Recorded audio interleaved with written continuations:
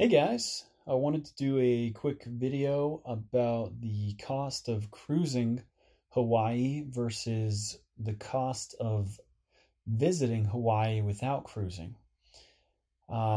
First of all, this image is on Carl Smith Beach in Hilo on the Big Island of Hawaii. My wife and I, we cruised there. We did the Norwegian 7-day cruise a few months ago, about 3 months ago, 3.5 months ago. And it was 7 days. We started in Honolulu, went to Maui, then 2 ports on the Big Island, went to Kauai, and finished up at Honolulu again. So I was just thinking, what would it have cost if we had wanted to do a similar adventure in Hawaii and visited these 4 islands and not done the cruise? So that's what this video is about. I definitely welcome comments if you think that the calculations should be a bit different, or if you have other insights there. So feel free to comment below. This is just my calculations and what I could come up with, doing a little research and based on my experience.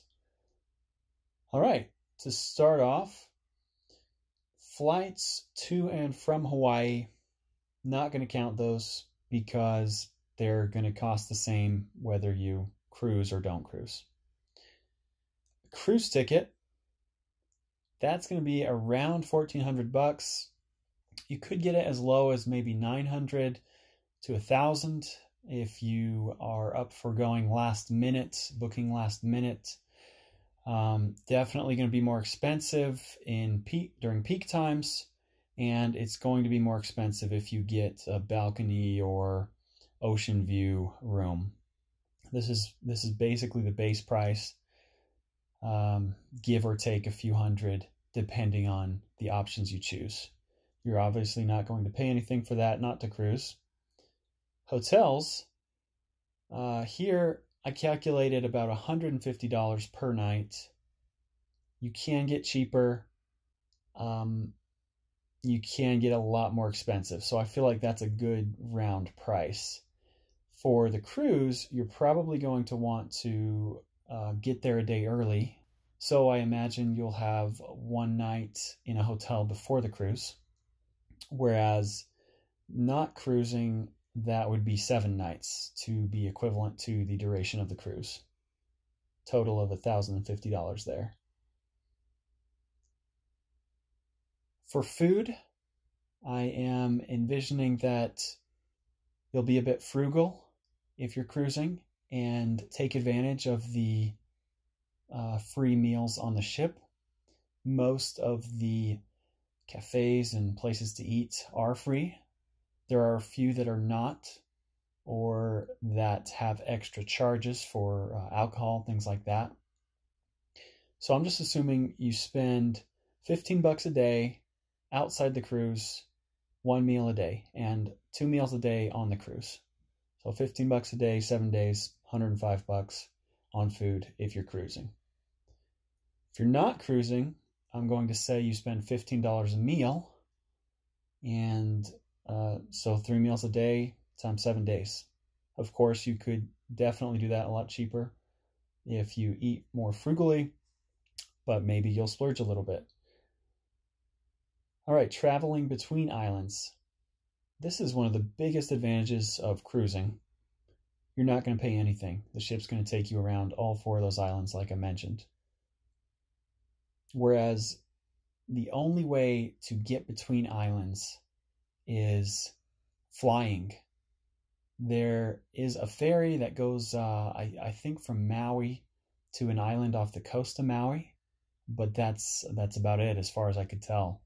So you're going to have to fly, and it's going to range from about $150 to $200 for flying these. I think I calculated that from Honolulu to Maui it was only about $150. But from Maui to the Big Island, it was around $200, and from the Big Island to Kauai, it was around $200. So that adds up to about $550. Rental cars, here You're still going to get a rental probably, maybe one day, maybe two. I'm calculating one day here for a rental, around $50 a day. No, I think I calculated 2 days actually, and a couple ride shares, Uber or Lyft, getting to some beaches close to ports, getting to a few other stops nearby. So about 150 if you're cruising. And again, this whole calculation is based on one person, the cost of one person. Whereas if you're not cruising, you're probably going to get a rental car almost every day. I put here about 6 days at $50 a day, so $300. Okay, excursions, probably going to pay more on the ship because you're probably going to want to do more excursions that are provided by or just more accessible booking through the cruise. So $400 will get you 2 or 3 excursions at least for a single person, maybe 4 if you do some of the cheaper excursions. Whereas you're still going to want to do things like that if you're not cruising. So I put $200 down there. Logistics. All right, let's think about this. If you're cruising, you get on the ship in Honolulu after you've flown there. You get off the ship at every port, do your thing, get back on the ship at every port, ship takes you around, end at Honolulu again.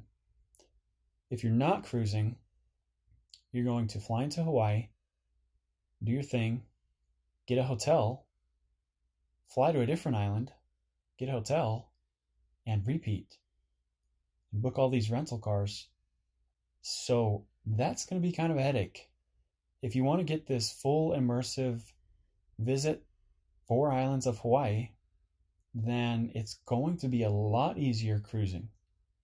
A lot easier. That's the main reason why my wife and we chose to cruise Hawaii, because we wanted to see it.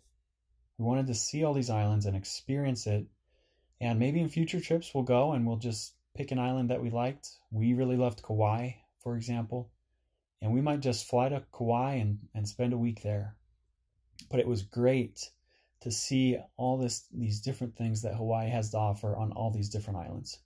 So that's a big difference there between cruising and not cruising.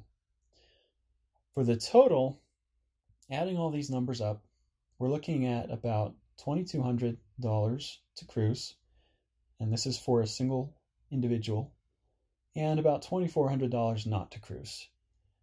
Again, you could save money in any one or several of these categories. You could also spend more. So I feel like this is a good round estimate. Definitely let me know what you think in the comments. I'd love to hear about your experiences. And if this was helpful, I'd love it if you subscribed so that I can know that you're interested in more videos like this. All right, thanks for watching, guys, and we'll see you around.